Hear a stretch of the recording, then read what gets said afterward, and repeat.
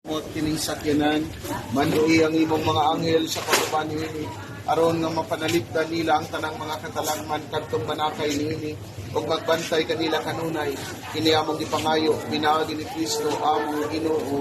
Amen. Ginoong Hesus, nagingon ka nga ikaw ang dalan ngadto sa kaluwasan.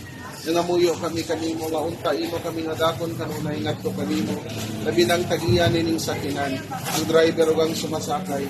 Ginoo panungi sa landong sa imong panalipod ang sumasakay nining maong sakyanan. Aron sila may abot ngadto sa ilang panimalay nga walay kadawakan. Atagi ang driver sa maapik nga pananaw. Gumnaw nga una-una og madasigon nga pag-alagad sa iyang sumasakay.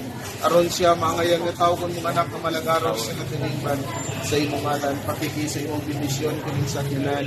Nga unta walay disgrasya nga mahitabo ni samtang kini pagalisan. Kini among ipangayo, pinaagi ni Kristo among Ginoo. Amen. Pagimaya pangaya na puno ka sa grasya. Adto sa pitak. Ya, ini sa yabi ko na kasubri daw.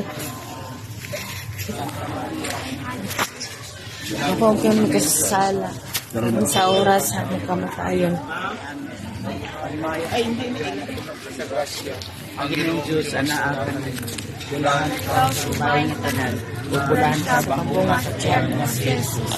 Santa Maria, inahan ka sa Diyos, idampo mo kami kasala, karon mo sa oras sa among Kamatayon. Amen. Ang Ginoo Manasab ka niya. Panalanginan ko sa Diyos na magkalitaw ang driver, ang sumasakay, ang tanong ng gamit ng maong sakyanan, ang balaga ang mga kabayan ay magpapalay sa kanal sa amahan sa anak o sa Espiritu Santo. Amen. Congratulations! Salamat, Father.